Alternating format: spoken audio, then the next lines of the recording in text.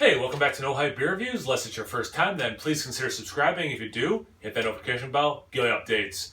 Very excited for today's beer.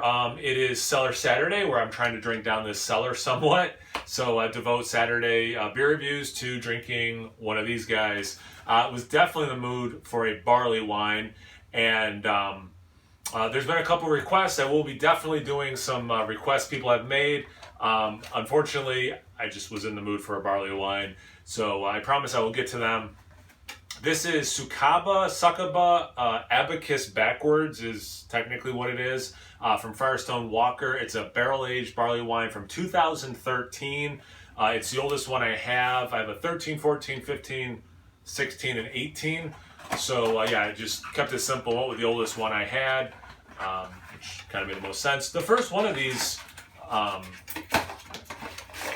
things I could have done off camera. The first one of these Cellar Saturdays I did was a Firestone Walker Parabla, so it's kind of cool to revisit them already, doing a different beer. I put this in my beer fridge, so it's coming out at about 45 degrees, so definitely a little colder than I want this style, but you know, I do plan on drinking this, like finishing this off camera. And what I like doing about that is I let it warm up, you know, as I'm drinking it, kind of see what changes over time. So just as an FYI, it's 7 years old at the point of review, and it's at 45 degrees. This is 12.5% ABV, and you know what's nice? I mean, they do put on a lot of information. I'm not that technical with my beer reviews and my beer drinking, but it's nice. I'd rather have more information than too little information, so that is pretty rad. Definitely a brown color. You know, I've done a lot of stouts, it seems. I can tell that head's going to go away quickly. It's like 3/4 of a finger at this point. So, you know what, this is nice for me because already it's making me think about how I have described the appearance of some of these beers lately. A lot of these stouts, you know, there's brown in them, and I've been kind of pointing that out. And like, you know, you pour it, it almost looks like a cola or a root beer color, maybe a little darker. Whereas this really is that dark brown color. It's not approaching black. Those stouts, you know, once they're in the glass, they look pretty, you know, black, maybe a little bit of brown or red crimson at the bottom or on the edges. Whereas this one, there's no black. It is just it's like, yes, I mean, it's just dark brown, and you can't say it's dark brown to the point of being black. It is only dark brown. That is a lot of words to say this is a dark brown looking beer with about a 3/4 finger of head when poured. It's a little darker than khaki, but not quite mocha, so somewhere in there in terms of the head. Yeah, some of that red color at the bottom. Definitely looks like a barley wine. Let's get to the aroma. That smells amazing. You know, 7 years, it's a big beer. It should be able to hang, but you never know for sure when you age beer. But man, based on the aroma, you're getting figs, raisins, caramel. You got the vanilla coming through, a kiss of molasses. I mean, it is so much figs and raisins. It has that sweetness. I think it's pretty obvious. I'm like giddy right now with how good this smells. You're getting some of that bourbon, but again, it's coming across very sweet, almost like rum soaked raisins. It's like that thing. Kiss of coconut in there. It's like sometimes around Christmas, you know, there's just a lot of different kinds of cookies and, you know, Christmas candy bar, not candy bars, like bars people make. It makes me think like some of those bars that have like, you know, like melted caramel on them, and they have that nice sweetness. I don't want to say buttery sweetness, because second you say buttery makes it sound like the beer's infected, but or like a Christmassy dessert that has actual dried fruits in it. It's stupid. It smells so good. Cheers.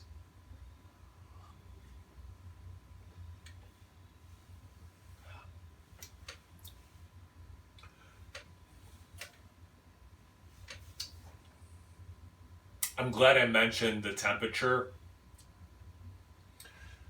I am so glad that I started at this temperature, and I will be sipping on this the rest of the evening as it gets warmer. When I'm done the beer review, I'm going to put a wine stopper in here.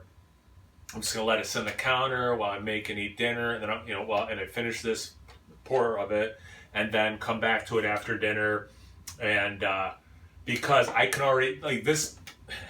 This tastes amazing. But you can tell it's muted because of the temperature it's at. As beer gets warmer, you get more of it. That being said, it's pretty close to the aroma. The molasses is kicked up in the taste, so it's less sweet in the taste than the aroma let on. But you're getting the dried fruits. You're getting that raisins and figs. You are getting some of that spirit coming through. A little bit of the caramel.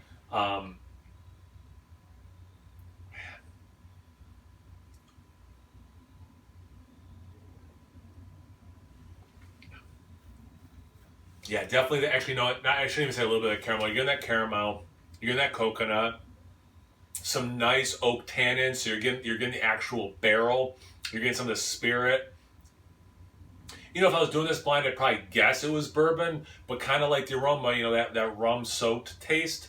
That rum soaked raisin. That brown bread thing. There's a lot going on. Man, this is good.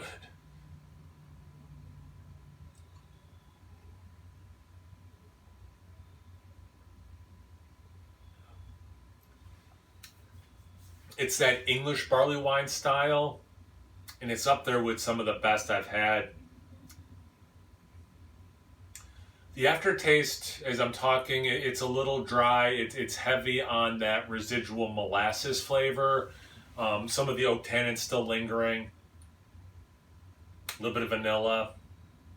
Slight peatiness, which I did not get. I'll have to do one more sip and see if I get any peatiness. But in the aftertaste, you do get a hint of that, which I like that. I really like that.